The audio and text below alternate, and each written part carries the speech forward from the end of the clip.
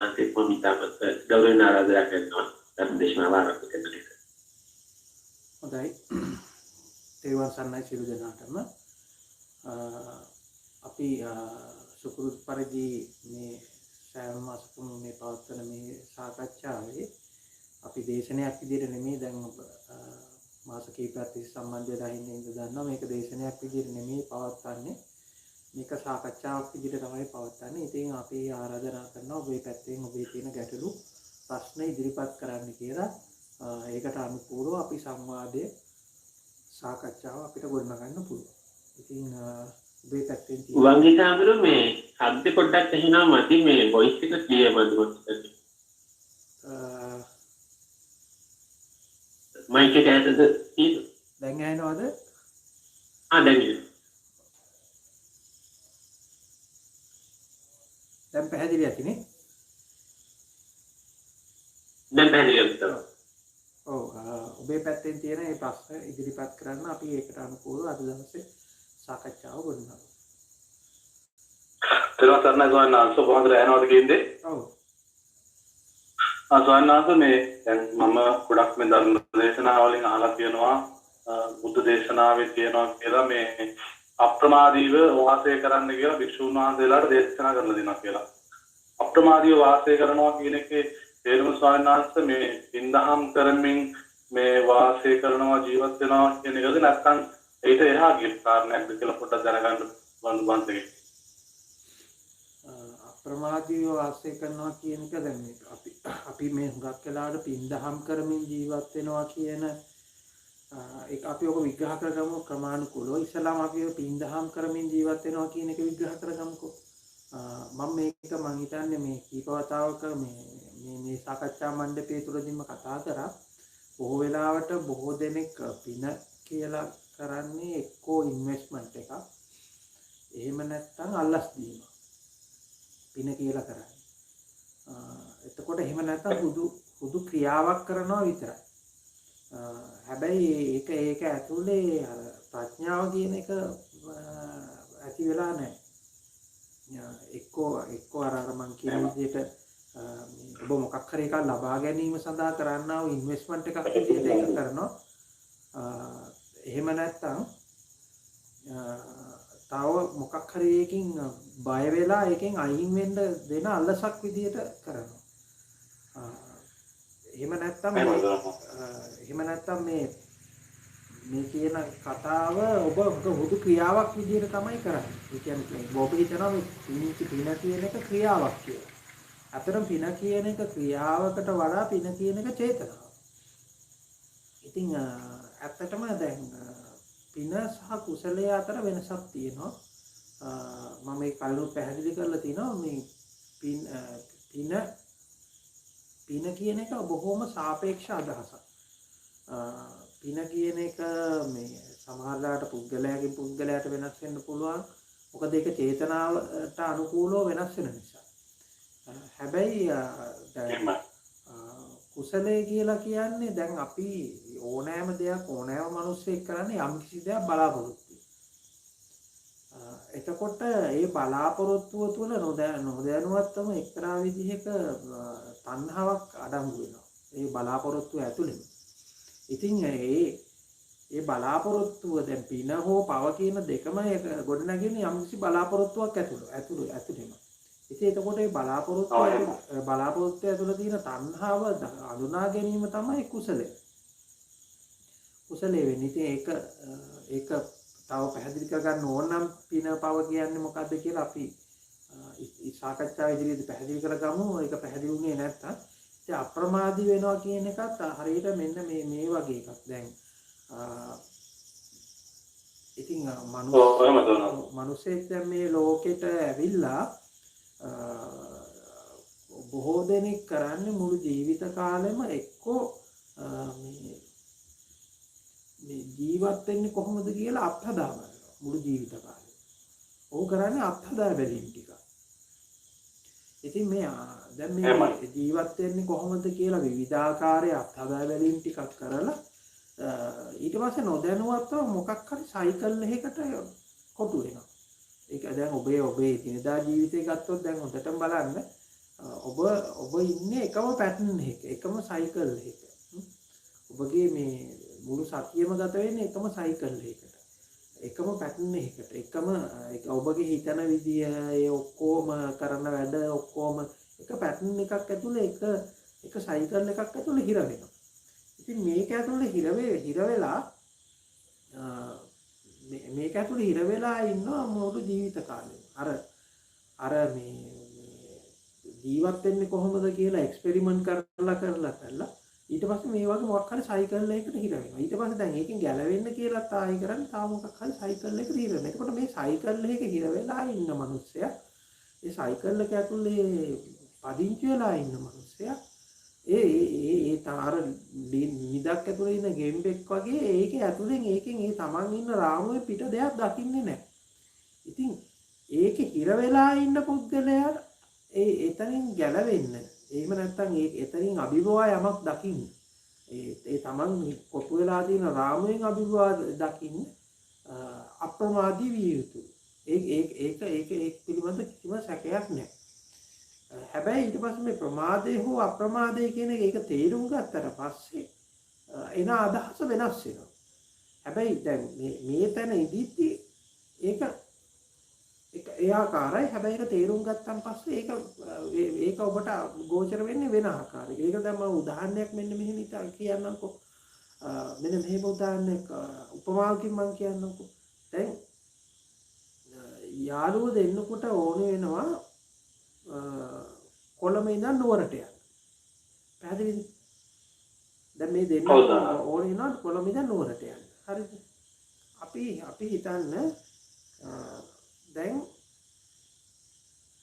එක යාළුවෙක් අනිත් යාළුවාට කතා කරලා අහන, එයා ඉන්නේ කොළඹ, කතා කරලා අහනවා මට නුවරට යන්න ඕනේ. ඔයා යන්නේ නැද්ද කියලා. අපි හිතන්නේ ඒ වෙනකොට යා අනිත් යාළුවා නුවර ඉන්නේ. එයා කොහොමදත් ගිහිල්ලා ඉන්නේ. පැහැදිලි? එතකොට නුවර ඉන්න යාළුවට සාපේක්ෂව කොළඹ ඉන්න යාළුවට කියන ඔයා පරක් වෙන්නේ නැතුව එන්න. දැන්ටමත් ඔයා පරක්කුයි. පැහැදිලි? හැබැයි දැන් නුවර ඉන්න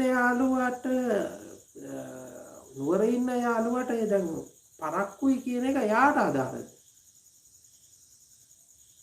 පැහැදිලිද මම මේ කියන්න හදන කතාව? ඔව් සානාත මේ චෝට්ටක් මේ ඇහෙනවා මදි ගතියක් තියෙනවා වෙනදාට වඩා. මම හිතන්නේ මයික් එක චෝට්ටක් ලං වන දේවල්. වංගේ සාගරු ඉකෝ වෙනවා වගේ නිකන් පොඩ්ඩක් ඒ වගේ ගතියක් තියෙනවා. දැන් බලන්න දැන් හරිද කියලා?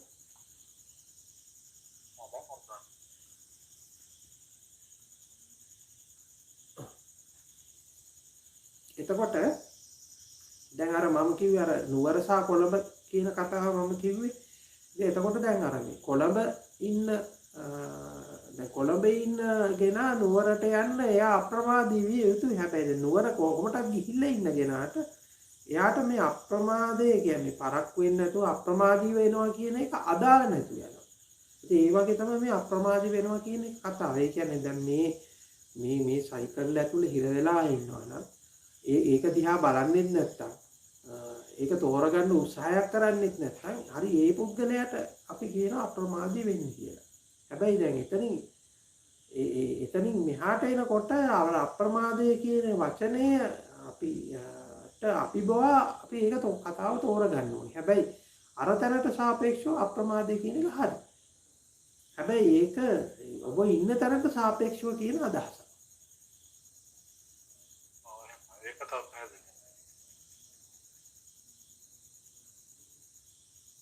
එතකොට සානාත් දැන් ඒ වුණාට දැන් ඒකේ දැන් එතකොට මේ භික්ෂුව ඇත්තටම එතකොට මොකද කරමින් සිටින්නේ? දැන් ඔතන ඒ භික්ෂුවට වඩා දැන් ඒ භික්ෂුව කිව්වහම ඔබ වෙන කෙනෙක් ගැනනේ කතා කරන්නේ. එතකොට වෙන කෙනෙක් කතා කරනවට වඩා මම හිතන්නේ හොඳම දේ තමයි ඔබ ගැන කතා කරන අර එක සූත් එක තියෙන කතාවක් මේ අර මේ කුමාරවරු ටිකක් අර මේ තමන්ගේ බිරින්දවරු එක ට්‍රිප් එකක් ගිහිල්ලා අද කාලේ විදිහට. ඉතින් එක්කෙනෙකුට බිරිඳක් නොතිබී හිටපු නැතිඳ එයා එක යනවා ගණිකාව. එතකොට අර ගණිකාව කරන වැඩේ අර ඔක්කොගෙම තියෙන රත්තරන් බඩුවේ ඒ ඔක්කොම වස්තු අරගෙන පැනලා යනවා. එතකොට අර කුමාරයෝ ටික ඔක්කොම අර ගණිකාව අර ගණිකාව හොයාගෙන යනවා. යනකොට බුදුහාමුදුරු ඉස්සල්ලාට හම්බෙනවා. ඉතින් බුදුහාමුදුරන්ගෙන් අහනවා මෙන්න මෙහෙම කාන්තාව මේ පැත්තට යනවා දැක්කද? ඒකට බුදුහාමුදුරු අහන ප්‍රශ්නේ තමයි එයාගෙන හොයන එකද වැදගත් ඔබ ගැන හොයන එකද වැදගත් කවුරු ගැන හොයන එකද වැදගත් ඉතින් ඒ වගේ මම ඔබට කියන දැන් ඒ භික්ෂුව ගැන හොයන්න යන්න එපා හරි තමන් ගැන හොයන්න ඉතින් තමන් ගැන හොයනකොට දැන් මම ඉතින් මෙහෙම එකක් කියන්නම් දැන්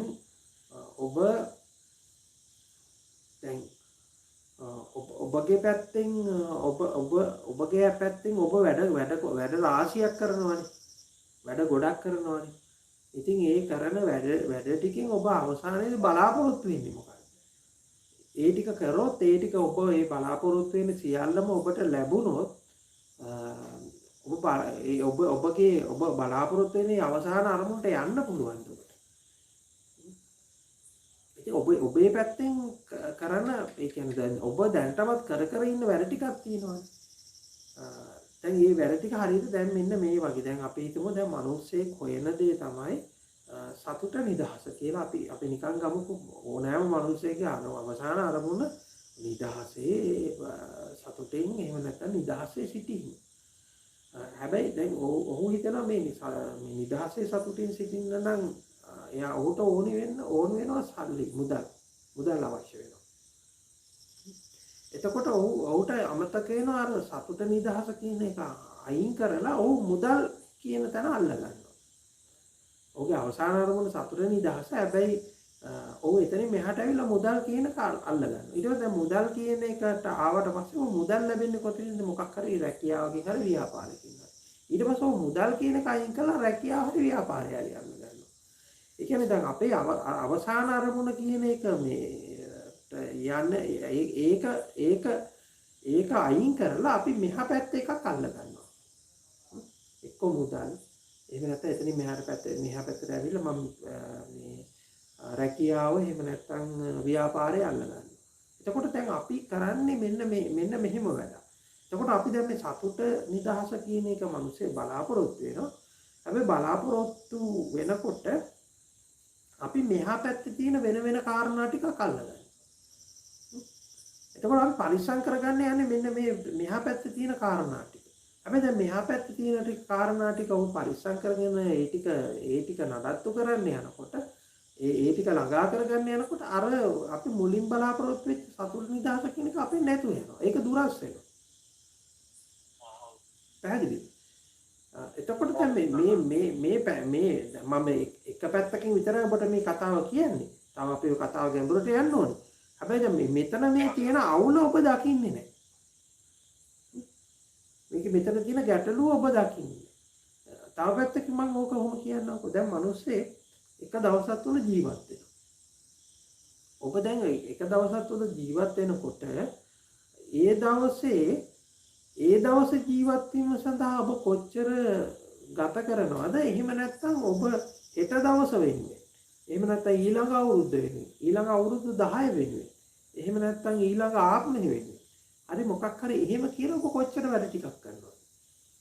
කොච්චර ඒක වෙන්නේ ඔබ කොච්චර ප්ලෑන් ගන්නවද? කොච්චර හිතනවද?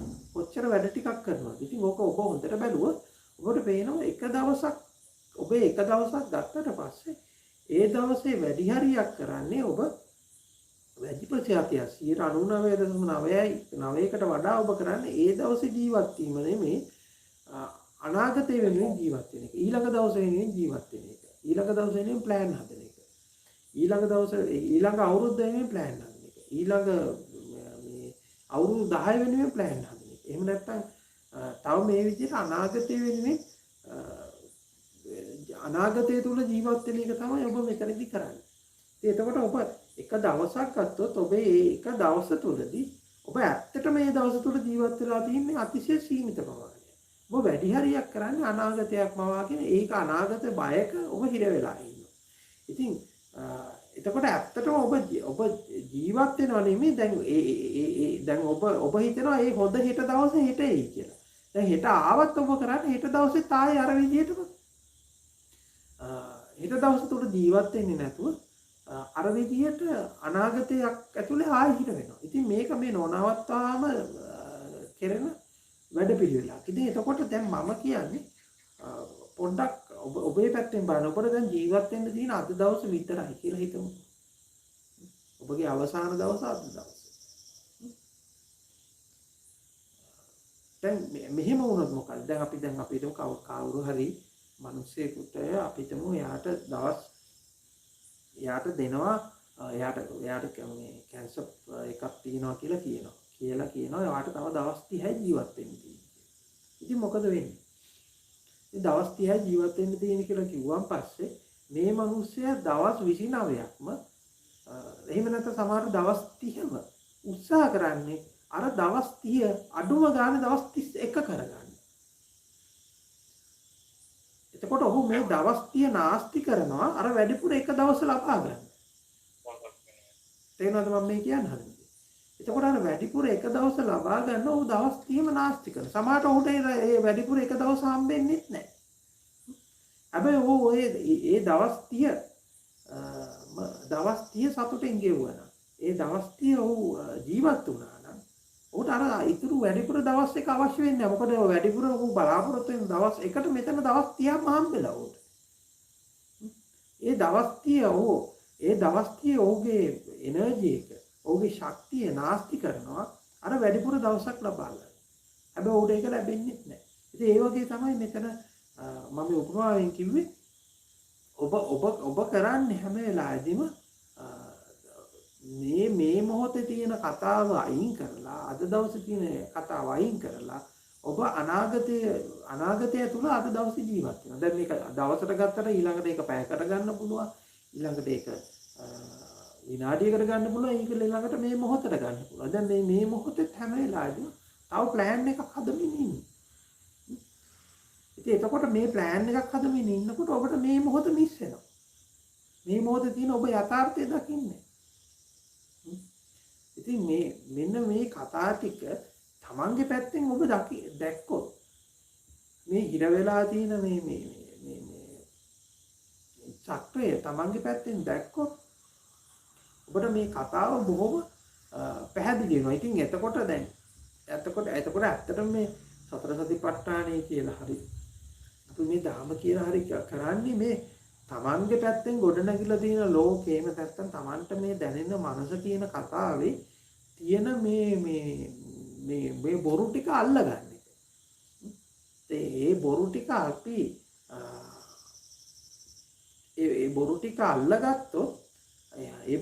අල්ලගත්තොත් අපි ඒ බොරුවෙන් නිදහස් වෙනවා. නැත්තම් වෙන්නේ මේ බොරුව ඇතුළෙම ගිලිලා ඉන්න එක තමයි වෙන්නේ.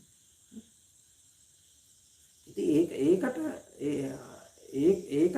ඒකට මිනිස්සේ අර මේ තව කෙනෙක්ට තේරෙන්නේ කවගෙනෙක්ට දැනෙන්නේ කොහොමද කියනකට වඩා තමන්ගේ පැත්තෙන් මේ කතාව කොහොමද වෙන්නේ කියලා බලන්න ඕන. තමන් මොකද්ද ඒ කියන්නේ? තමන් තමයි දන්නේ මේ කොතන තමන් හිර වෙලා ඉන්නේ කියලා. මොන සයිකල් එකක් ඇතුලේද? මොන රාමු ටිකක් ඇතුලේද? මොන බොරු ටිකක් ඇතුලේද? මොන රැවටීම් ටිකක් ඇතුලේද හිර වෙලා ඉන්නේ කියලා තමන් තමයි දන්නේ. ඉතින් අපි අර මේ අතරම ගුරුවරයා ඉන්නේ තමන් ඇතුළේම. ඒ තමන්ගේ හදවතට දැනෙනවා ඒ ගුරුවරයා. ඒ කියන්නේ තමන්ගේ හදවත ඇතුලෙන් ඒක දැනෙනවා මේ දැන් මම මේ කරන වැඩේ අහුවෙලා ඉන්නේ. මෙතන මම කරන්නේ රංගපෑමක්. මෙතන මේ බොරුවක් කරන්නේ කියලා ඒක තමන්ට දැනෙනවා. ඉතින් අපි අර බාහිරින් ඔක්කොම කරන්නේ මේකට ඔබට අත්උදව්වක් දෙන එක විතරයි. ඉතින් ඒක අඳුනගන්න එක ඒ කියන්නේ ඒක අඳුනගන්න එක ඉක්මන් වුණොත් ඔබ ඇත්තටම දැන් අර ජීවත් වෙනවා කියලා කරන්නේ මේ එක්ස්පෙරිමන්ට් එකක් නේ. මැරෙනකම්ම ඔබ එක්ස්පෙරිමන්ට් කර ඉන්නවා ජීවත් වෙනවා කියලා. එහෙම නැත්නම් මොකක් හරි සයිකල් එකක් ඇතුලේ හිර වෙලා එක තැන කරකිනවා. ඔබතර ඔබේ ජීවිතය ඇතුලේ බලන්න ඔබේ හිතන විදිහත් එක තැනක කරගෙන සයිකල් එකක්. ඔබ ජීවත් වෙන විදිහත් එක තැනක කරගෙන සයිකල් එකක්.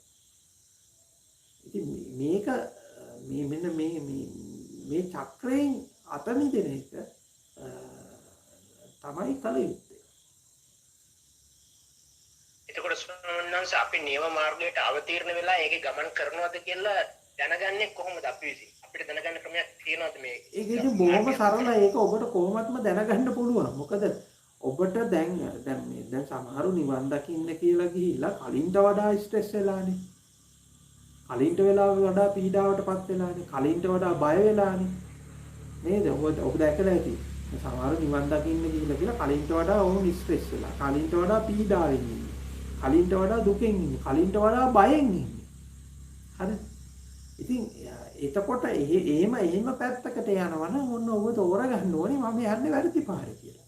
හැබැයි ඔබට කලින්ට වඩා නිදහසක් දැනෙනවනම්, කලින්ට වඩා සැහැල්ලුවක් දැනෙනවනම්, කලින්ට වඩා නිවීමක් දැනෙනවනම් අන්න ඔබ තේරෙනවා ඔබ යන්නේ හරි මාර්ගය කියලා.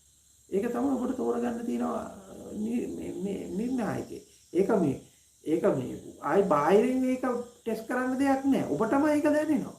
ඔබට තව ඔබේ පීඩනය වැඩි වෙලා නම්, ඔබට ස්ට්‍රෙස් එක වැඩි වෙලා නම්, ඔබේ කරන වැඩ ටිකක් තවත් වැඩි වෙලා නම්, ඔබ තවත් කාර්යබහුල වෙලා නම්, ඔබ තියෙන වැඩමදිවට තවත් වැඩ එකතු වෙලා තියෙනවා.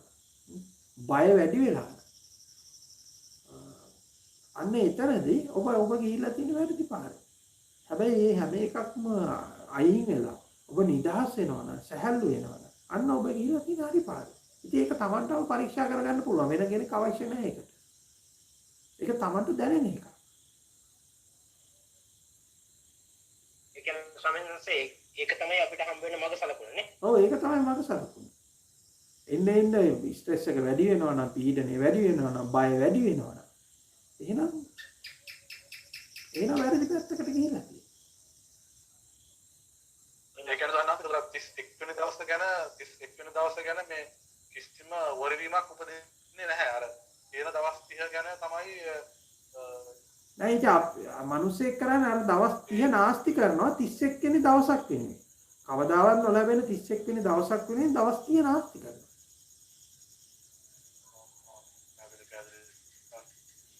පැහැදිලි සන්නත් කාපිටලස් කරනවා.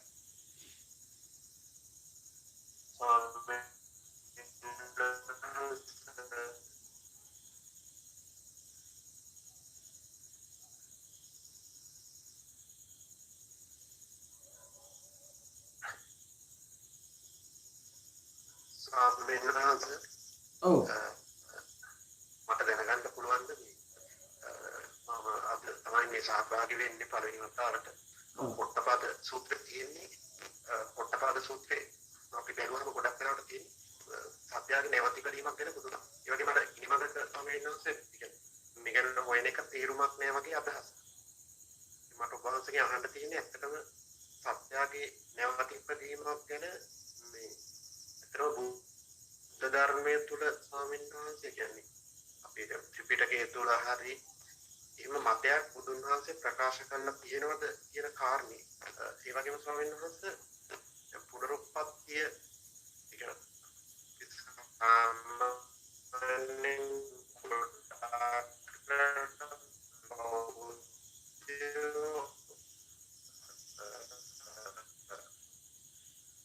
ප්‍රශ්නේ අවසාන කොටස පැහැදිලි වුණේ. කියනක කියන දරුවෝ අසහාය විවිධ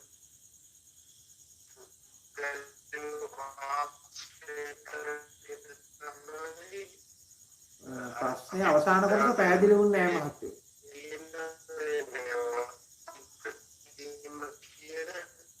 සංකල්පේ පැහැදිලි කරන්නේ. කියන්නේ මේක තමයි තියෙන හොඳම පුනරුත්පත්තිය කියන කාරණේ පැහැදිලි කිරීම සඳහා බෞද්ධයෝ ගොඩක් වෙලාවට යොදාගන්නේ ඒ කියන්නේ අර පුනරුත්පත්තිය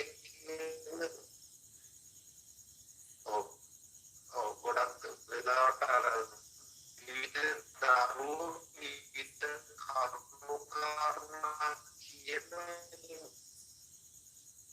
නැවතිපදීම් ගැන කියනවා. ඉතින් මේක තමයි ස්වාමීන් වහන්සේ යොදාගෙන තියෙන්නේ. මට ඔබ වහන්සේ අහන්න තියෙන්නේ මේ නැවතිපදීම කියන එක ගැන බුදුදහමේ තියෙන මොකක්ද කියන එක ස්වාමීන් වහන්සේ පැහැදිලිවම උත්තරයක් කියන එක ගැන උත්තරයක් තමයි ස්වාමීන් වහන්සේ මට දැන්. ඔව් දැන් ඒකට මෙන්න මෙහෙම කිව්වොත් දැන් ඔබ දැන් ඕකට උත්තරේ දෙනවා කාලාම සූත්‍රය. දැන් මෙන්න මෙහෙම හිතන්නකෝ. දැන් මම උපමාවකින් මේක කියන්නම්. මොකද මේ උපමාවලින් තමයි කියනකොට ලේසි. ඒ කියන්නේ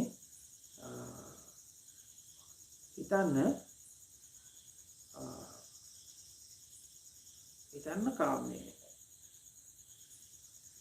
ඒ කියන්නේ ඔබ කාලා නැති රස කැවිල්ලක් තියෙනවා. රස කැවිලි වර්ගයක් තියෙනවා. අලුත් රස කැවිලි වර්ගයක් තියෙනවා. ඔබ කාලා නැහැ. මේ රස කැවිලි වර්ගය දැන් මෙහෙම තියෙනවා. දැන් මෙහෙම තියෙද්දි දැන් මේක වෙන වෙන අය කාලා වෙන වෙන අය ඒක දිහා බලලා වෙන වෙන අය මේ ගැන අදහස් ප්‍රකාශ කරනවා. මේක පොඩි අඹුල් ගතියක් තියෙනවා. මේක පොඩ්ඩක් ලුණු වැඩි. මේකේ ටිකක් අර කට කාරණ ගතියක් තියෙනවා.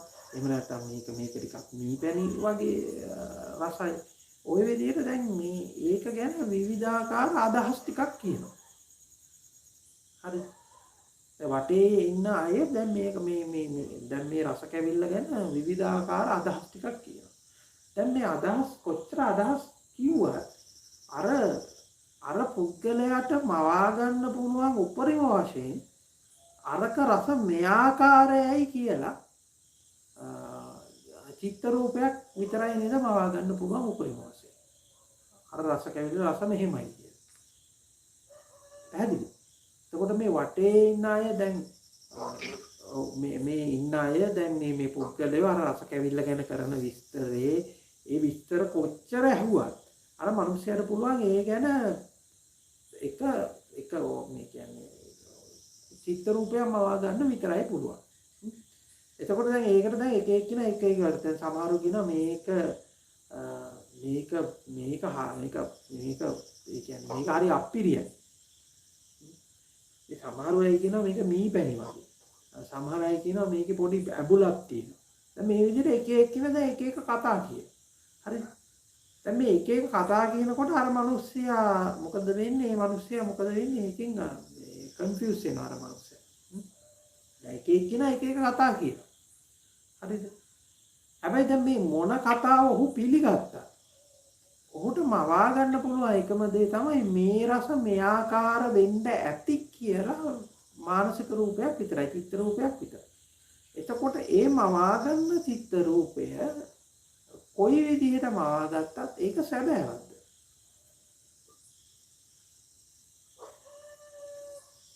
ඒක සැබෑවක් නෙමෙයි නේද?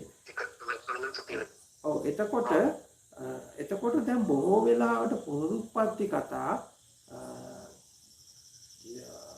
පුනරුත්පත්තිය පිළිබඳ අදහස සියල්ලම අයිති වෙන්නේ ඔන්න ඔය තැනට තමයි අයිති වෙන්නේ.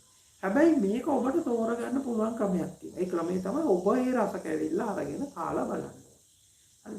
එතකොට ඔබ කාලා බලනකොට ඔන්න ඔබට අන්න රස පිළිබඳ අදහසක් එනවා. ඉතින් ඒ උපමාව මේ වගේ තමයි දැන්.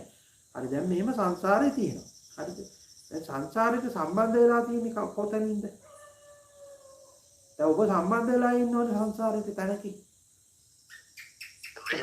හරිද? එක තැනකින් ඔබ සම්බන්ධ වෙලා තියෙනවා. හරිද? ඔබ කෙලින්ම සම්බන්ධ වෙලා තියෙනවා. දැන් මේ සම්බන්ධ වෙච්ච තැන තමයි අපි බලන්න ඕනේ. ඒ සම්බන්ධ වෙච්ච තැන බලන්නේ නැතුව අපි වෙන වෙන අයගේ කතා අහා ඉන්නවා. පැහැදිලි? අපි වෙන වෙන කතා අහා ඉන්නවා. දැන් අපි බුදුදහම කියලා තායි අහන්නේ කතාවක්. ඒක එහෙම වෙන්නේ නැති කියලා අපි අහා ඉන්නවා. හරි. හැබැයි දැන් මේ සංසාරේ ඔබ මෙතන සම්බන්ධ වෙලා තියෙන තැනක් තියෙනවා. ඒ සම්බන්ධ වෙලා තියෙන වෙන කොයිලා නෙවෙයි මේ මොහොතේදී සම්බන්ධ වෙලා තියෙනවා. මේ මොහොතේදී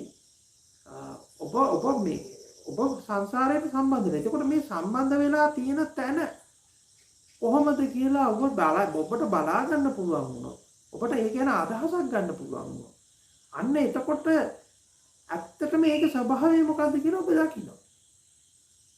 පැහැදිලි? එතකොට මේ මොහොතේ දැන් මේ මම දැන් සම්බන්ධ වෙලා තියෙනවා. සංසාරයට සම්බන්ධ වෙලා තියෙනවා. මේ මෙතන තමයි සම්බන්ධ වෙන තැන. ඒ තැන ඔබ කාගෙන්වත් අහන්න ඕනෙත් නැහැ. මොකද ඔබනේ සම්බන්ධ වෙලා ඉන්නේ. ඒ සම්බන්ධ වෙලා තියෙන තැන ඔබට කෙලින්ම ප්‍රත්‍යක්ෂව දකින්න පුළුවන්. හරි? මේක නැතුව වෙන්නේ දැන් මේක ගැන වෙන අයකින් අහනවා. පැහැදිලි? එහෙමයි ස්වාමීන් වහන්සේ. ඒක හරියට දැන් මෙන්න මේ ඔව් කියන්න. ස්වාමීන් වහන්සේ දැන් අපිට දැන් ඔය පුංචි දරුවෝ ඔය වෙනත් භාෂා කතා කිරීම වගේ දෙයක් නැත්නම් ඔය පරණ විස්තරයක් කියන එක අපි කොහොමද ස්වාමීන් වහන්සේ ඒක අපි විග්‍රහ කරගන්නේ කොහොමද? ඒක ඒ හැම කතාවකින්ම ඔබ කරන්නේ ඒ කියන්නේ හැම කතාවකින්ම ඒක තියනවා හෝ නැහැ කියලා. දැන් පිරිසක් ගන්නවා එක තියනවා කියලා. පිරිසක් ගන්නවා නැහැ කියලා. තියනවා හෝ නැහැයි කියලා ඔබ මනසින් කතාවක් ගොඩනගා ගන්න එක විතරයි නෙමෙයිද කරන්නේ ඔබ. හරිද? ඉතින් එතකොට දැන් ඔබගේ ගැටලුව තමයි දැන් ඒක ඔබට ප්‍රත්‍යක්ෂව දැනගන්න පුළුවන් ක්‍රමයක් තියෙද්දි. ඒක ඔබ කොහොමද සංසාරයට සම්බන්ධ වෙලා කියලා තියෙන ක්‍රමයක් තියෙද්දි ඔබ එක එක්කිනාගේ කතා අහනවා. එක එක්කිනාගේ කතා අහලා පිළිගත්තු පළියට හරි ඒක ප්‍රතික්ෂේප කරපු පළියට හරි ඔබට යථාර්ථය කියන එක දැනගන්න හම්බෙන්නේ නැහැ. ඒකෙන් ඔබ ඒ කියන්නේ අපි අර කතාවක් කියනවා අපි කියනවා කේලම් අහන්න එපා කියලා කතාවක් තියෙනවා. දැන් අපි මොකක් හරි කවුරු හරි ගැන කේලමක් හරි ඕපදූපයක් හරි අහලා අපි ගන්නේ අපි හදාගන්න කතාව විකෘතියක්. ඒක කවදාවත් ප්‍රകൃතියක් වෙන්නේ නැහැ. හැබැයි අපි අපේ පැත්තෙන්ම ඒක ප්‍රත්‍යක්ෂව දැක්කොත් විතරයි වෙන්නේ. නැත්නම් අනිත් ඒවා ඔක්කොම ඇත්තටම ආයිති වෙන්නේ කේලම් හරි එහෙම නැත්නම් ඕපදූප ගණයට තමයි ඇත්තටම ආයිති වෙන්නේ. ඉතින් ඔබට ඒක බලන්න ක්‍රමයක් තියෙනවා. ඒ කියන්නේ දැන් මේක මම කිව්වා කියලා පිළිගන්න ඕනෙත් නැහැ. වෙනත් ස්වාමීන් වහන්සේ කෙනෙක් කිව්වා කියලා පිළිගන්න ඕනෙත් නැහැ. පොතක මතක තිබ්බා කියලා පිළිගන්න ඕනෙත් නැහැ. ඔබට ඒක ප්‍රත්‍යක්ෂව දැනගන්න ක්‍රමයක් තියෙනවා. මොකද දැන් ඔබ සංසාරයට සම්බන්ධ වෙලා තියෙන්නේ මෙතනදී. මේ මොහොතේදී මෙතනදී. එතකොට ඒක මොකද්ද? එතකොට ඔබට තේරෙන්නේ මොකද්ද ලෝකය කියන්නේ කියලා. එතකොට ඔබට තේරෙන්නේ මොකද්ද මනස කියන්නේ මොකද්ද කියලා තේරෙන්නේ. එතකොට ඔබට මොකද්ද තේරෙන්නේ ඔබට මොකද්ද මේ සංසාරය කියන්නේ කියලා.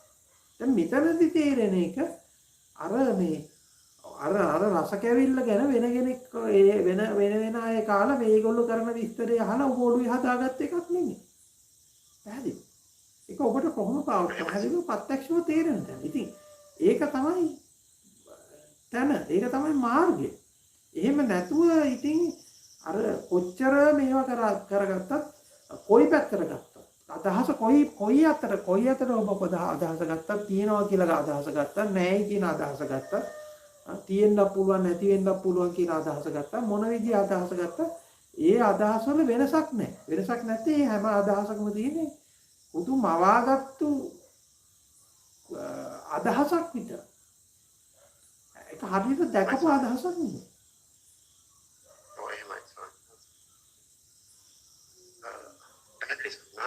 මට කාරණාව පැහැදිලි. මට ස්වාමීන් වහන්සේ තියෙන ගැටලුව ඒ අපි ධර්මයේ කරුණු ටික ස්වාමීන් වහන්සේ අපි පැත්තක තියලා අපි නිකන් අපි පාසල් ශිෂ්‍යෙක් හරි අපෙන් නිකන් වෙනම ප්‍රශ්නයක් විදියට හරි නැකුවොත් ස්වාමීන් වහන්සේ මේ දැන් ඔය ඒ උදාලමේ කොයි කියන කාරණේ ගැන අපිට විග්‍රහයක් ඉදිරිපත් කරන්න. හරි දැන් මම මෙන්න මෙහෙම හිතන්නකෝ. දැන් ඔන්න ඔය ඔතනදි තමයි අපි දැන් මෙහෙම හිතන්නකෝ. අපි හිතමු කවුරු හරි කෙනෙක් පොඩි දරුවෙක් ඔබෙන් අහනවා අපාය තියනවද කියලා. එතකොට ඔබ දෙන්න ඕන උත්තරේ මොකක්ද? ඔබේ පැත්ත. ඒක සාමාන්‍යයෙන් අපිට කියන්නේ දන්නේ නැහැ කියන පිළිතුර තමයි. ඉතින් වඩා අවංක සහ පිළිතුර වෙන්නේ මොකක්ද? මට හිතෙන විදිහට සාමාන්‍යයෙන් ඒක කියන්නේ ගමනයක් දන්නේ නැහැ කියන එක නේද වඩා ඒ කියන්නේ ඔබේ පැත්තෙන් වඩාම අවංක පිළිතුර ඒක නේද? තේරෙනවද මම මේ කියන්න හදන්නේ? ඔව්. එතකොට ඒක හරහා අර ඒ කියන්නේ දැන් ඔබගේ ওই ශිෂ්‍යයාට හරි ඒ පුද්ගලයාට හානියක් වෙන්නේ නැහැ. එතකොට ඔහුට තියෙන විවෘතභාවය. හරි දැන් මේක නොදන්නා විෂයක් මේක ගැන අපි මීට වඩා විමසීමෙන් බැලිය යුතුයි කියන අදහස තමයි ඔහු තුළ ඇති වෙන්නේ. අපි ඔහුට දෙනවා නිගමනයක්. නිගමනේ හරහා ඔහුට එන්නේ මොකක්ද? විශ්වාසයක් නේද? අපි අහනවා ලෝකෙ මැව්වේ කවුද කියලා අහනවා. ඒ ළමයා. එතකොට අපි කියනවා මොකක්ද? දෙවියන් වහන්සේ කියලා අපි කියනවා. ඒක කිව්ව ගමන් එතන එන්නේ මොකද්ද? නිගමනයක්. එතන හරහා එන්නේ මොකද්ද? විශ්වාසය. ඒ විශ්වාසය ප්‍රඥාවන්ත එකක්ද? එහෙම නැත්නම් අන්ධ එකක්ද? අන්ධ එකක් නේද? එතකොට අපි මේ දෙන නිගමනයක් අපි දුන්න ගමන් ඒ නිගමනය හරහා එන්නේ අන්ධ විශ්වාසය. ඊට වඩා හොඳයි අර විවෘත පිටියක තියෙන එක. ඒ විවෘතභාවය තුළ තියෙන එහෙනම් හරි දැන් මේක හරි නොදන්නා එකක්. එහෙනම් ඒක මම ගවේෂණය කරුවා. කොහොමද ගවේෂණය කරන්නේ? තේරෙනවද මම මේ කියන්නේ? ඒක ඊට වඩා අවංකයි. ඒ කියන්නේ එතකොට දැන් ඔබට දෙන්න තියෙන උත්තරේ ඇත්තටම ඔබ දන්නේ නැත්නම් දන්නේ නැහැ කියන එක.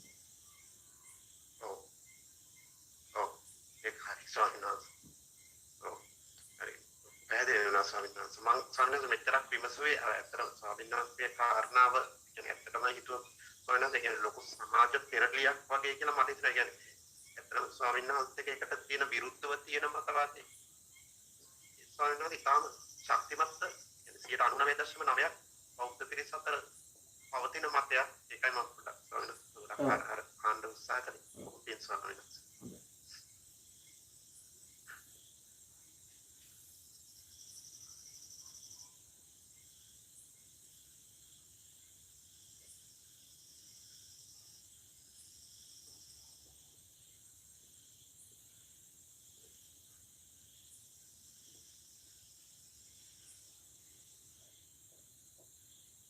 දැන් අපි ඊළඟ ප්‍රශ්නෙට යමු.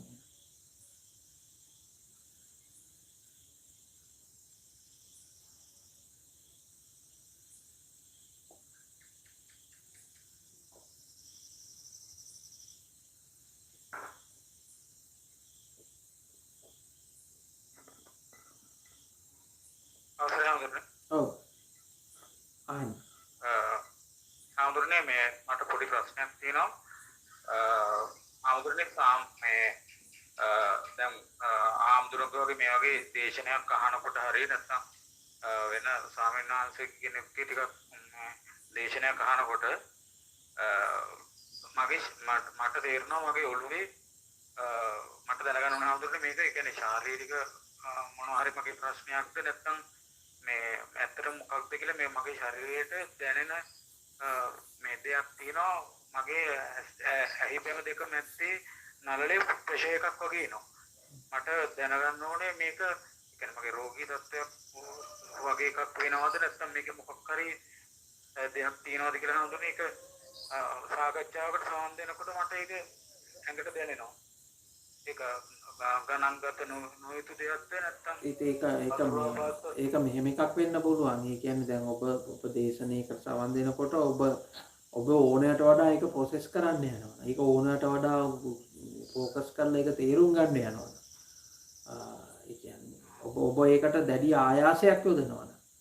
ඒ කියන කාරණේ මොකද්ද කියලා තෝරගන්න පැහැදිලි කරන්න දැඩි ආයාසයක් යොදනවා. ඒ ආයාසය හරහා එන දැනීමක් වෙන්න පුළුවන් ඕක. ඉතින් ඇත්තටම ඔබ දේශන වලට මේ වෙනකොට මොනවා හරි දෙයක් අහනකොට මේ ඕනෑට වඩා අර මේ අපි අර කියන්නේ ඕනෑට වඩා සීරියස් වෙලා අහන්න යන්න එපා. ඒ කියන්නේ ඒක ඇතුලේ ඕනෑට වඩා හරි ප්‍රොසෙස් කර අහන්න යන්න එපා. ඒ කියන්නේ සැහැල්ලුවෙන් අහන්න. ඒ කියන්නේ ඔබට තේරෙන ඒවා තේරෙයි, නොතේරෙන ඒවා නොතේරෙයි. නොතේරෙන ඒවා අතහරින්න, තේරෙන ඒවා ආය අමුතුවෙන් වෙහසක් ගන්න ඕනේ නැහැ නේ තේරෙන්න කියලා කරන්න. ඉතින් ප්‍රධාන දේ තමයි නොතේරෙන ඒවා අතහරින්න කියන්නේ. ඒක ඔබට ගෝචර වෙන්නේ නැති කාරණේ නම් නොතේරෙන කාරණේ නම් ඒක අතහරින්න යන්නේ. ඒක තමයි කරන්න ඕන ප්‍රධාන දේ. ඒක නැතුව ඒක ලොකු ආයාසයක් දරලා ඒ කියන්නේ දැඩිව ප්‍රොසෙස් කරලා ඒක තෝරගන්න යන්න එපා. මට ආම්දුරනේ මට ඒ කියන්නේ ඉස්සර ධම්ම දීපේ මට මේක ඒ කියන්නේ නිවැරදිව දැනගන්න අවශ්‍යතාවයක් තියෙනවා. ඒ කියන්නේ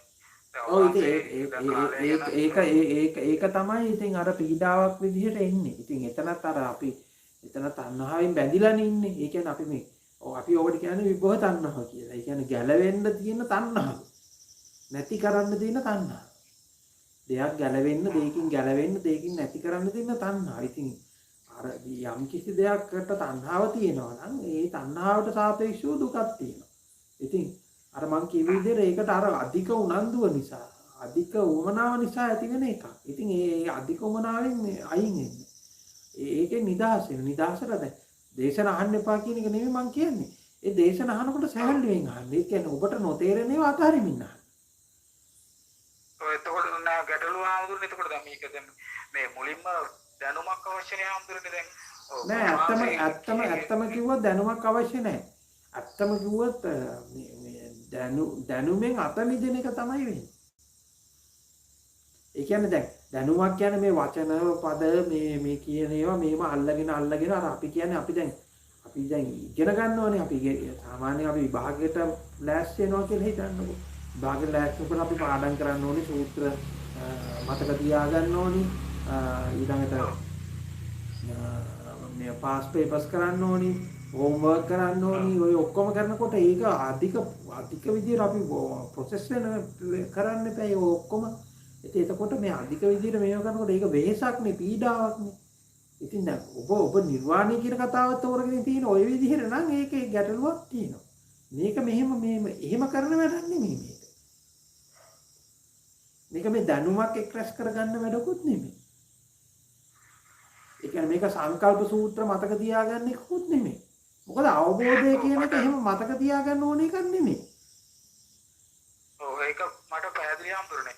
ඒ කියන්නේ මම උදාහරණයක් කියන්නම් හම්බුනට දැන් ආමුදුර එක දේශනාවකදී මේ කාලය කියන එක මායාවක් කියන තැන මේ දේශනාවක් කරනවා. මට ඒකවරම ඒක පැහැදිලි වුණේ නැහැ. මම ටික දවසක් කල්පනා කරලා ටික දවසක් තිස්සේ ඔක ගැන මේව කරනකොට තමයි ආමුදුරේ පස්සේ තමයි මට ඒක හරියටම මේ වුණේ. මට දැන් ඒක ගැන මට ඊට පස්සේ ගැටලුවක් නැහැ. මට තේරෙනවා කාලය කියන්නේ මායාවක් කියන එක ඒක හරියටම ඔළුවටම වදින ගානට තේරෙනවා.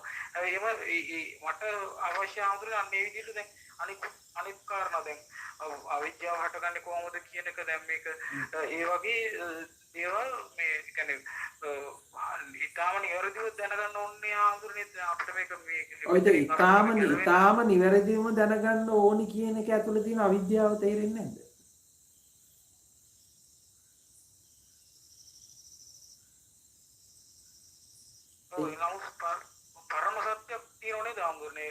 නෑ ලෝකේ පරම සත්‍ය කියන්නේ පරම සත්‍ය කියලා එකක් නෑ, තියෙන සාපේක්ෂ සත්‍යයන් විතරයි.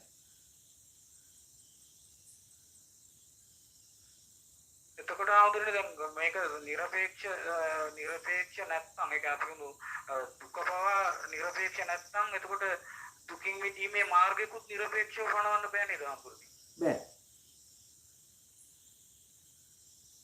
එතකොට ඒ පුද්ගල සාපේක්ෂ වෙනව නේද ආවුදුනේ දුකින් මිදීමේ මාර්ගය? ඔව් දුකින් මිදීමේ මාර්ගය සාපේක්ෂයි.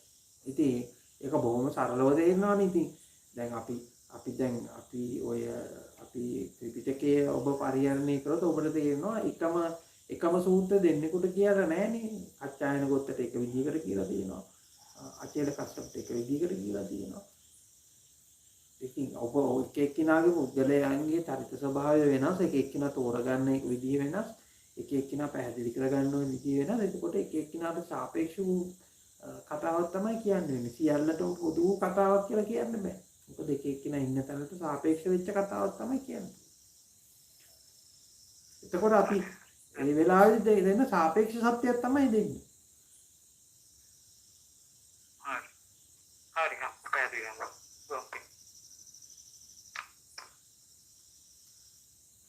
වගිෂාම්තුනේ මම ප්‍රශ්නයක් අහන්නම් මේ පින් පව් කුසල් අකුසල් මට ඒක හරියටම මේ එක මට හිතෙන විදිය දෙකක්.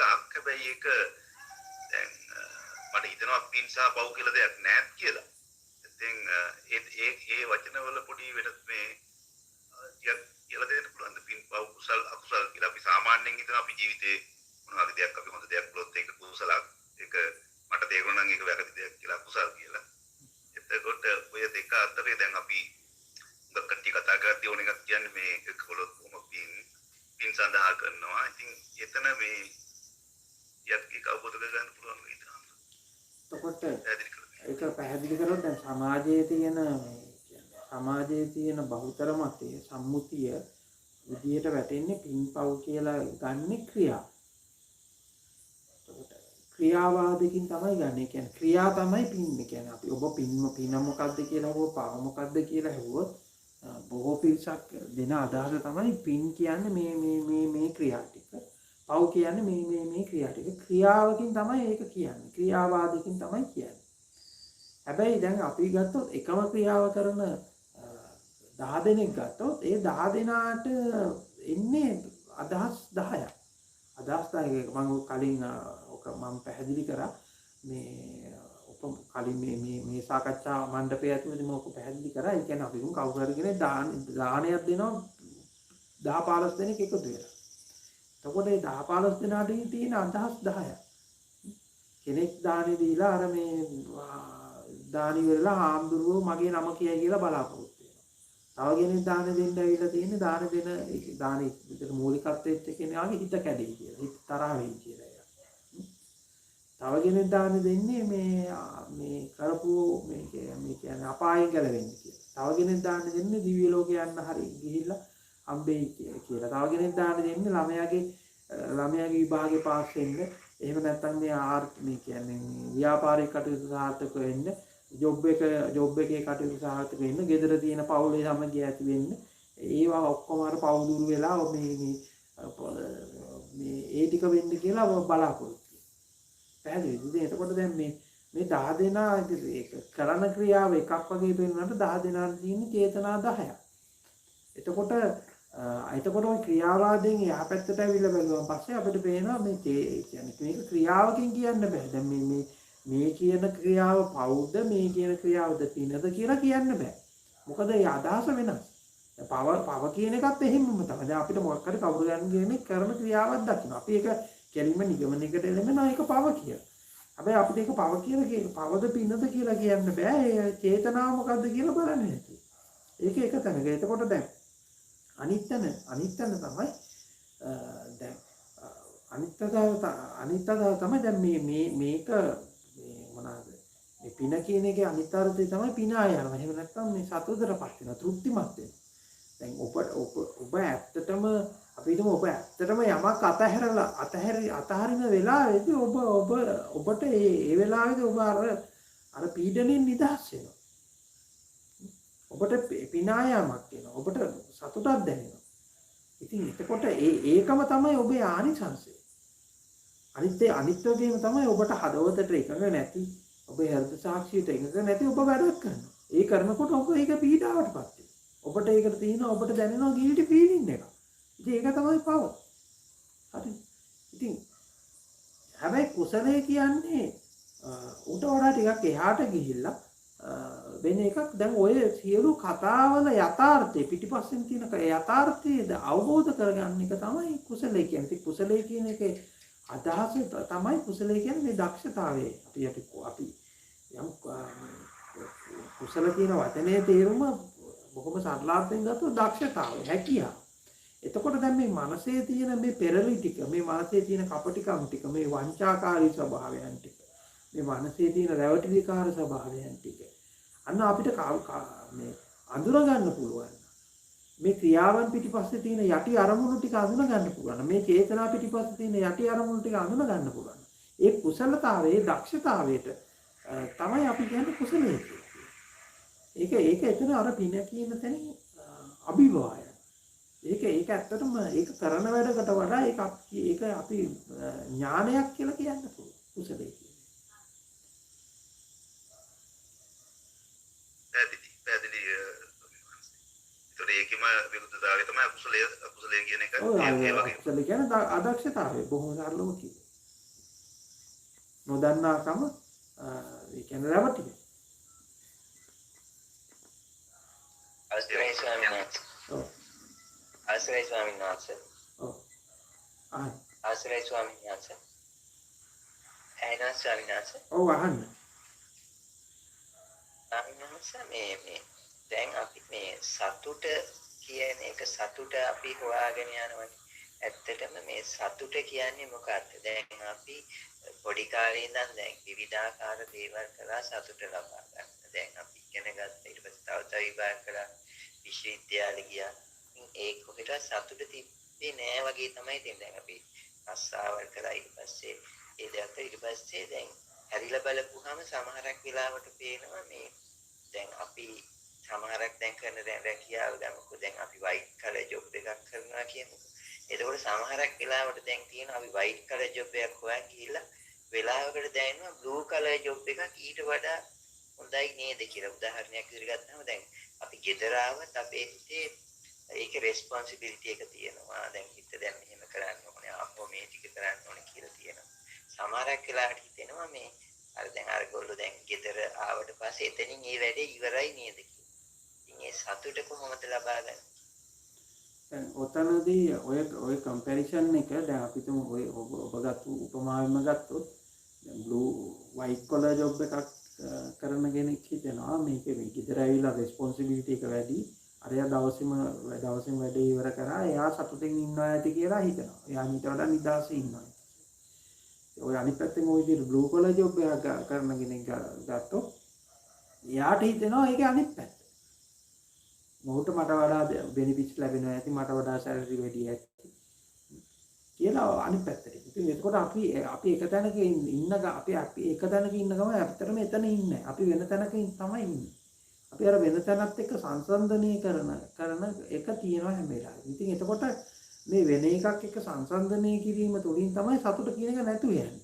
ඔබට හැම වෙලාවෙම සතුට කියන එක නැතු වෙන්නේ තව යමක් සමග සංසන්දනය කිරීම. දැන් හිතන්න දැන් මේ කියන්නේ දැන් හිතන්න ඔබ ඉන්නවා යාළුවෝ පිරිසක් එක්ක ඉන්නවා. හරිද? කියන්නේ ඔබ හිතන ඔබ ගමක ඉන්නවා කියලා. ඒ ගමේ කාටවත් නැහැ මේ ජංගම දුරකථන නැහැ ගමේ කාටවත්. ඔබට ඒකට මේක ප්‍රශ්නයක් වෙන්නේ නැහැ. ජංගම දුරකථන නැති වෙන එක ප්‍රශ්නයක් වෙන්නේ නැහැ. ඔය හැබැයි ගමේ කාට හරි එක්කිනෙකුට එනවා. එක්කිනෙක් අරන් එනවා ජංගම දුරකථන. එතකොට මොකද වෙන්නේ?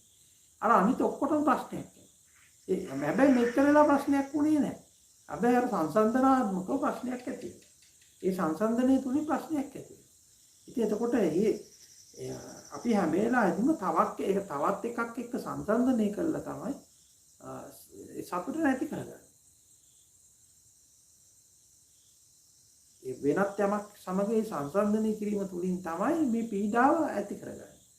අනිත් එක දැන් ඔබ කිව්ව දැන් මේ ලොකු ලිස්ට් එකක් කිව්ව මේ සතුට ඇති වෙන්න මේ ඔක්කොම කරායි මේ ටික කරා ඒ වුණාට සතුට හම්බුන්නේ නැහැ කියලා.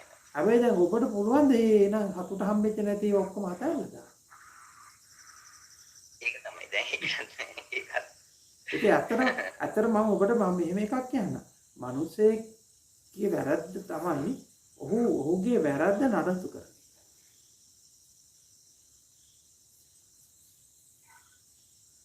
ඔහුට වැරදුන බව ඔහු දන්නවා කොතනදී. හැබැයි ඔහු වැරද්ද දිගටම නඩත්තු කරනවා. ඒ වැරද්ද නඩත්තු කිරීම තමයි ඇත්තටම වැරද්ද. අනිත් එක ඉතින් සතුටෙන් ඉන්න මම ඔබට බොහොම සරලම අදහසක් දෙන්නම්. සතුටෙන් ඉන්න තියෙන උත්සාහය අතහැරලා දාන්න. සතුට බලාපොරොත්තු වෙන එක අතහැරලා දාන්න.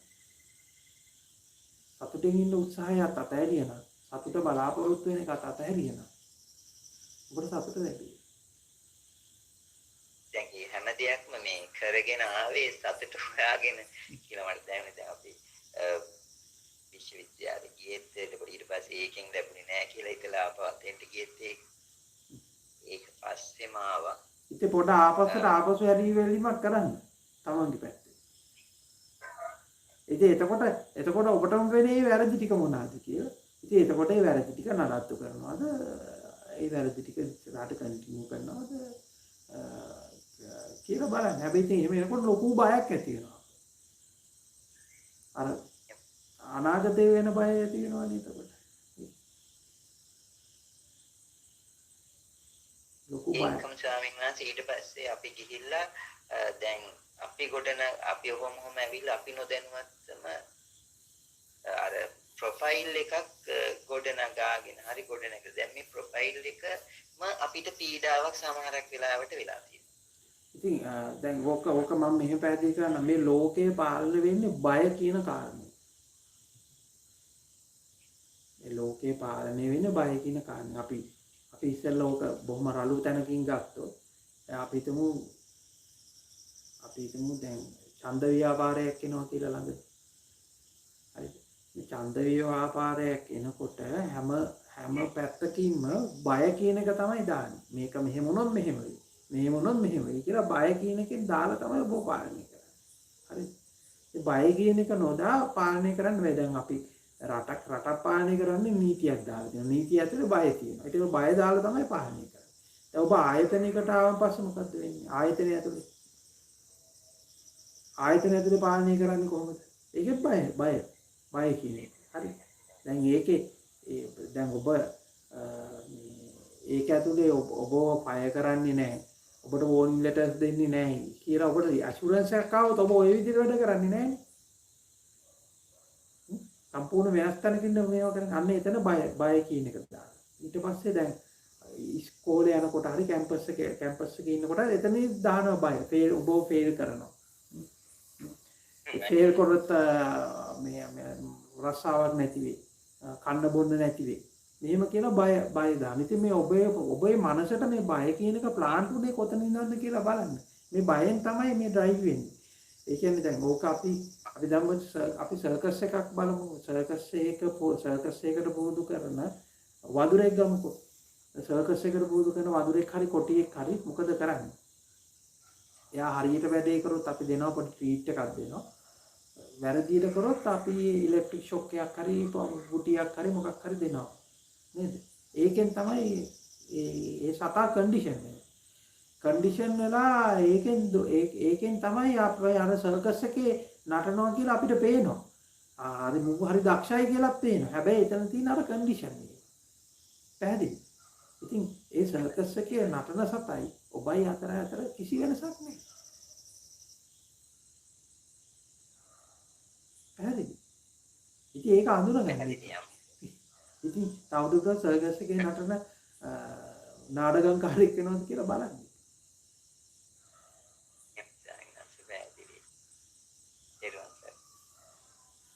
තෙරුවන් සරණයි සවන්නාත් ප්‍රශ්නයක් අහන්න පුළුවන් වේද? ඔව්. කියලා තියෙනවද? කියන්න. සවන්නාත් මට අත්‍තරම මේ බය සම්බන්ධයෙන් වුණ ගැටලුවක් තමයි මට අද එක්තරා විශ්‍රාමගී පුද්ගලෙක් මුණ ගැහුණා. එයා හොඳ තනතුරක් කරපු විශ්‍රාමගී පුද්ගලෙක්. එයාගේ දුවත් එක තමයි කතා කරේ. සවන්නාත් මෙයාට වෙලා තියෙන දේ මෙයාගේ මොලේ ස්ට්‍රොක් එකක් ඇවිල්ලා මතක කියන කොටස සම්පූර්ණයෙන්ම ඩැමේජ් වෙලා මෙයාට දැන් කිසිම දෙයක් මතක නැහැ. දැන් ෆිසියෝതെරපි එකකින් මෙයාට වචන 4ක් පාඩම් කරන්න උත්සාහ කරලා තියෙනවා. ඕපේ පිගාන පනාව සහ බාත්රූම් එක කියන එක. ඉතින් මෙයාට ඒකවත් කියලා දුන්නට මතක හිටින්නේ නැහැලු. මට සවන්නාත් ඒ කතාව අහුවට පස්සේ මට බයක් හිතුණා. ඇත්තටම දැන් අපි මේ ධර්මයේ පාඩම් කරනවා, ධර්මයේ මතක තියාගන්න කරුණු මෙනෙහි කරනවා. දැන් ඒ කරන අතරතුර අපිට ඇත්තටම දැන් මේ වගේ දෙයක් වුණොත් අපේ බ්‍රේන් එකට මොන හරි ඩැමේජ් එකක් වුණොත් නෑ ඉතින් ඔබ හිතන් ඉන්නවනම් ධර්මයේ කියන්නේ ඔය කටපාඩම් කරලා ඔළුවේ මේව කරලා මතක තියාගෙන ඉන්න එකක් කියලා සම්පූර්ණයෙන් වැරදි. ඒක තමයි සමහන්නේ අන්න රයිට්. එතකොට ධර්මයේ පිහිට තියෙන්නේ අපිට සවන්නාස් මොන පැත්තෙන්ද කොයි විදිහද දැන් ඒක තමයි ධර්මයේ කියන්නේ වෙන මොකක්වත් නෙමෙයි ඔබේ ජීවිතේ තෝරා ගැනීම. ඔකේ පැහැදිලි කරගන්න. දැන් ඔබට ඔතනදී ඔබට බයක් ඇති වුණානේ. ඔබ ඒක පැහැදිලි කරගත්තද? ඔබ තෝරගත්තද? ඇයි මේ බය වුනේ? හරිද? එහෙම නැතුව මේ කරුණු ගොඩාක් ඒතකොට කරුණු ගොඩාක් මේ තියෙන එකක් දැන් මෙහෙම හිතන්නකෝ. දැන් ඔබ අභිධර්මයේ ඔක්කොම පොත්පත් ටික ඔක්කොම කටපාඩම් කරගෙන ඒවා ඔක්කොම මතක තියාගන්නවා. සියලු දේවල් ටික. හරිද? ඊට පස්සේ ඒවා ඔක්කොගෙම අයින් වෙලා අවුරුද්දක් ඉන්නවා. අවුරුද්දක් ඉඳලා පස්සේ අර වගේ 100 කීයක් ඔබට මතකද? එකක්වත් නැති වෙන්න පුළුවන්. එතකොට මේ ධර්මයේද? ඒ ධර්මයේ නෙමෙයි ඒ දැනුම. ඒ කටපාඩම. පැහැදිලි? ඒ කියන්නේ ඔබ ලෝකේ ස්වභාවයක් තෝරගන්නවා. මනසේ ස්වභාවයක් හරි මේ ලෝකයේ ගොඩනැගෙන ස්වභාවයක් හරි තෝරගන්න. ඉතින් ඒක තෝරගත්තා නම් ඒක පැහැදිලි කරගත්තා නම් ඒක අවුරුද්දක් ගියත් ඒක අවුවට ඒක අමතක කරන්න ඒක මතක තියාගන්න ඉන්න දෙයක් නෙමෙයි. සවන්නාස් දැන් ඒ වාගේ තේරුම් පැහැදිලි කිරීමක් අවබෝධ වුණාට පස්සේ එතකොට සවන්නාස් දැන් අර වාගේ දෙයක් වුණාට එහෙම විතර ගැටලුවක් නැති. ඒක තමයි මම ඔබට කියන්නේ මේ ඕනකට වඩා මේක සීරියස් ගන්න එපා. ඉතින් අර මිනිස්සේ අවුරුදු 60ක් තිස්සේ 70ක් තිස්සේ ගොඩනගාගත්තු ඒවා ඔක්කොම තිබිලා තියෙන මතකෙකනේ. ඔය මතකයක් වෙන්නේ නෙමෙයි ඔච්චර දඟලන්නේ. දැන් ඔබ මෙච්චර ඔක්කොම මහන්සි වෙන්නේ මේ මතකයක් ලස්සන කරගන්න නෙමෙයිද? නෑ මටත් අද තේරුනේ ඒ කාරණේ සවන්නත් ඇත්තටම තේරුමක් නැහැ කියලා මේ. ඉතින් මතකයක් ලස්සන කරගන්න නෙවෙයි ඔක්කොම කරන්නේ. ඉතින් උපරිම ඔබට කරගන්න පුළුවන් මතකයක් ලස්සන කරගැනීම විතරයි. ඉතින් ඔබ ඔක්කොම මහන්සි කරන්නේ මහන්සි වෙන්නේ මේ පොඩි මේ මතකයක් ලස්සන කරගන්න. ඔව් එතකොට තමයි මම දැන් අත්තර මොකද කරන්නේ? ඉතින් ඉතින් ඔබට කරන්න තියෙන දේ තමයි දැන් අත්‍තරම අර කියන විදිහට දැන් මේ ඔබගේ ජීවිතය කියන එක තෝරගන්න. මේ මොකද්ද? අද මාර ඉස්සෙල්ලා කෙනාට පැහැදිලි කරේ මොකද්ද දැන් මම මේ කරන වැඩ පිළිවෙලක් තියෙනවා. දැන් මේක මොකද්ද අවසාන අරමුණ? මොකද්ද එතකොට ඇයි මේ ඊළඟට මට මෙහෙම බයක් කියලා එකක් ඇති වෙනවා. කොහොමද මේ කවදද මේ බය කියන එක ආවේ? මම දැන් අර තාම සර්කස් එකේ නටන නාටකම්කාරයෙක්. හරි. ඒක ඇතුලේ හිර වෙලා දින්නේ මේ මොකද්ද මේ මගේ තින්කින් පැටර්න් එක ඇයි එන්නේ? ඇයි මට මේ බය කියන එක එන්නේ? ඉතින් ඒක පොඩ්ඩක් බලන්න.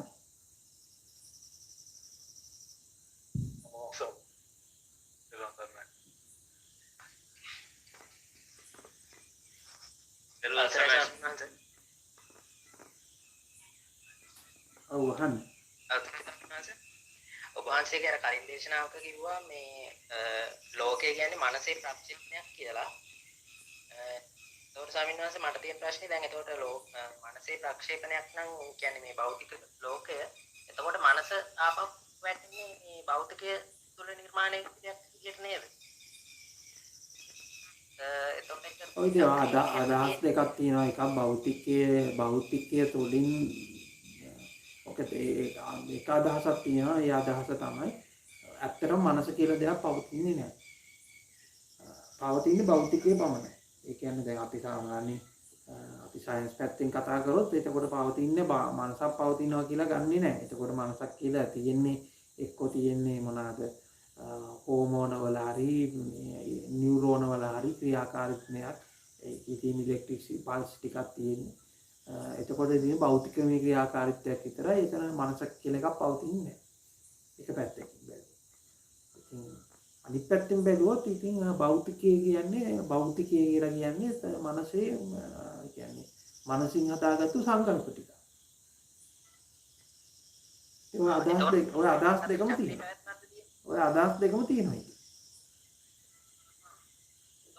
දැන් මේ මනස කියන්නේ මේ මානසික ප්‍රක්ෂේපණයක් කියලා ගත්තොත් භෞතිකයේ සියල්ලම. එතකොට ඒ සියල්ල අවබෝධ කරලා කෙනෙක්ට මේ භෞතිකය ඕනි විදිහට හසුරවන්න පුළුවන් වෙන්න ඕනේ නේද?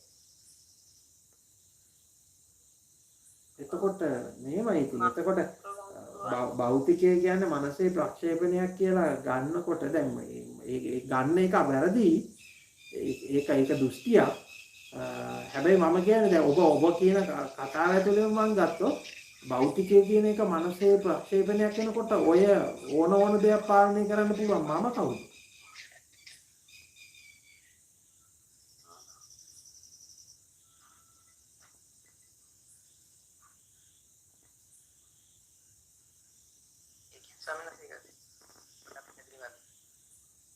දැන් ඔබ කියවනේ දැන් ඕන දෙයක් කියන්නේ ලෝකය කියන්නේ මනසේ ප්‍රක්ෂේපණයක් කියලා ගන්නකොට එහෙනම් අපිට ඕන දෙයක් වෙනස් කරන්න පුළුවන් කියලා කිව්වනේ. එතකොට වෙනස් කරන්න පුළුවන් කියලා හිතන්නේ මමනේ එතකොට. එතකොට මම කියන්නේ කොයි තියෙන එකක්ද? ප්‍රක්ෂේපණයෙන් පිට තියෙන එකක්ද? ප්‍රක්ෂේපණය. ප්‍රක්ෂේපණය ඇතුළේම තියෙන නේද? එතකොට මම හිතන්නේ ඔබට උත්තරේ හම්බෙන්නේ නැති නේ.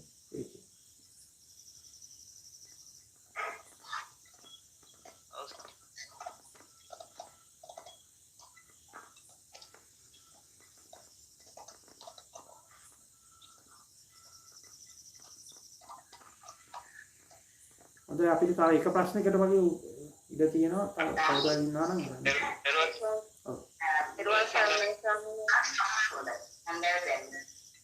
ඔව් අහන්න.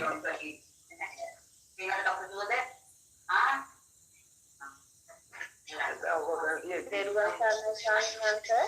ඔව්. ඇහෙනවද? ඔව් කියන්නේ. ස්වාමීන් වහන්සේ දැන් එක දෙයක් අපි අත්හැරෙනකොට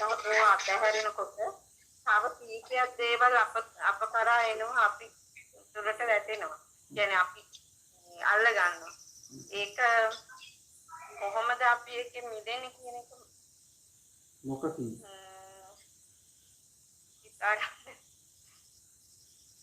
ගොඩක් දේවල් මේ අපි අතහරිනවා කියන්නේ වමනාවෙන් හෝ ඒ කියන්නේ වැඩි සැලකිල්ලක් නැතුව අතහැරලා දානවා. මේ අපිට දැන් කරදර වගේ දේවල්. මේ ඊට පස්සේ ඒහා සමාන ඊටත් වඩා 3-4 ගුණයකින් දේවල් ආයේ අපි කරා එනවා. කොහොමද ඒ එන අපි මේ නිවැරදි කරගන්නේ කියලා මේක යථාර්ථව දකින්න කියන එක කොහොමද ටිකක් පැහැදිලි කරලා දෙන්න. දැන් ඔබ මුහුදු වෙරළක ඉන්නවා ඔබ.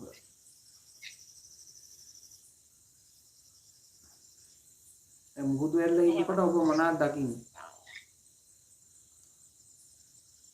එක රැල්ලක් එනවා. ඊළඟට මොකද වෙන්නේ රැල්ල?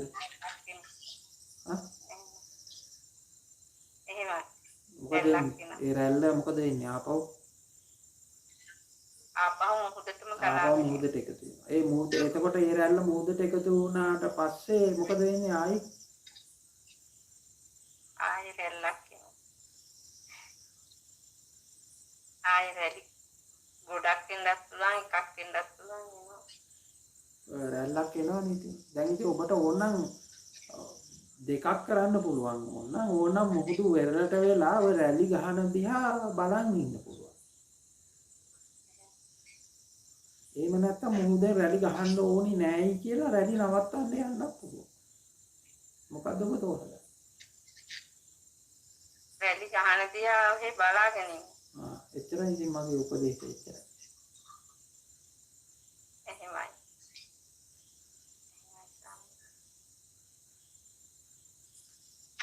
අවසරයි ස්වාමීන් වහන්සේ. ඔව්. තව එක ප්‍රශ්නයකට ඉඩ තියෙයිද? ඔව් අහන්න. ස්වාමීන් වහන්සේ මේ ප්‍රශ්නේ අර මුලින්ම අහපු එකට සම්බන්ධයි. අප්‍රමාදය කියලා කියන එකට අපිට සතිය කියලා කියන්න පුළුවන්. නෑ මෙහෙම එකක් තියෙනවා. දැන් අපි ඔය වචන කියන එක සම්මුතිනේ. වචන කියන එක සම්මුතිනේ. එතකොට අපිට වචනයකට දෙන්න පුළුවන් සම්මුති අර්ථයක් විතරයි. ඒ සම්මුති අර්ථය කියන්නේ ඔබතුමාටයි මටයි එකඟ වෙන්න පුළුවන් මේකට දෙන අර්ථය මේකයි කියලා. හැබැයි දැන් තුන්වෙනි කෙනෙකුට ඒකට එකඟ වෙන්න පුළුවන් එකඟ වෙන්න නැති වෙන්න පුළුවන්. පැහැදිලි? එතකොට වචන කියන්නේ කීප දෙනෙක් එකතු වෙලා හදාගත්තු සම්මුතියක්. ඒ කියන්නේ ඒ වචන වලට තියෙන අර්ථයත් එහෙමයි.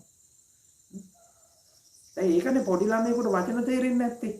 අපි පොඩි ළමයෙකුට අපි ලොකු උත්සාහයක් දාලා ඒ වචන වලට තියෙන තියෙන අර්ථය අපි පැහැදිලි කරලා දෙන්න ඕනේ. පැහැදිලි? ඒ කියන්නේ බුදුහාමුදුරුවෝ අන්තිමට පිරිනිවන් පානකොට කිව්ව අප්‍රමාදව කටයුතු කරන්න කියලා කියපු එකේ තේරුම අපි ගන්න වෙන්නේ මම හිතාගෙන ඉතියේ ගොඩක් ලොකු අර්ථයක් කියනවා. ඒත් එක්කම මේ මොහොතේ සතිය පියපවත්වා ගන්න මෙන්න මෙහෙම එකක් තෝරගන්නකෝ. අපි වචන ඇත්තටම වචන මායාකාරී. මොකද වචන කියන්නේ සම්මුතියක් විතරයිනේ. හරිද? හැබැයි මේ වචන නෙමෙයි ඕනේ මේ වචන අයින් කරලා දාලා යටින් කියන පණිවිඩයක් තියෙනවානේ. ඒ පණිවිඩයයි තෝරගන්න ඕනේ. පැහැදිලි? වචන මොනවා වුණත් කමන්නේ. අර කතාවක් කියන්නේ වචන අමතක වේවා අදහස වැටේවා කියලා. තේරෙනවද මම මේ කියන්නේ? ඉතින් වචන වලට අර්ථකථන දාගලා එහෙම හදන්න යන්න එපා. එතකොට මේක එක්කෝ මේක වාග් විද්‍යා පාඩමක් වෙනවා. එහෙම නැත්නම් මේක මේ භාෂාව ඒ කියන්නේ භාෂාව මේ පාඩමක් වෙනවනේ මේක. එතකොට ඔබ කරලා තියෙන අන්තිමට භාෂාවක් ඉගෙන ගන්න එක විතරයි. ඔය මේක අර්ථකථන දින. හැබැයි වචන අපි නිකන් ටූල් එකක් විදිහට පාවිච්චි කරනවා විතරයි. ඒකේ පිටිපස්සේ තියෙන යටින් තියෙන යටිපෙළේ අදහස අපි ගන්නවා. අරගෙන වඩ වචනෙට මොන තේරුම තිබ්බත් කමන්නේ. එතකොට අප්‍රමාදයේ කියන එතන අපි ගන්න කරේ බ්‍රෝඩ් අයිඩියා එකක් නිසා. ඔයගේ පිටිපස්සේ තියෙන අදහස විතරක් ගන්න. ආයි වචනයට අර්ථකථන දාන්න යන්න එපා. වචනයට අර්ථකථන දානවා කියන එක අර විභාගයකට ලියන්න ලෑස්තිනා වගේ වැඩක් නේ. හරි. හොඳයි එහෙනම් අපි අද දවසේ සාකච්ඡාව වෙන අවසන් කරමු. හොඳයි සියලු දෙනාටම තෙරුවන් සරණයි. තෙරුවන් සරණයි ස්වාමී.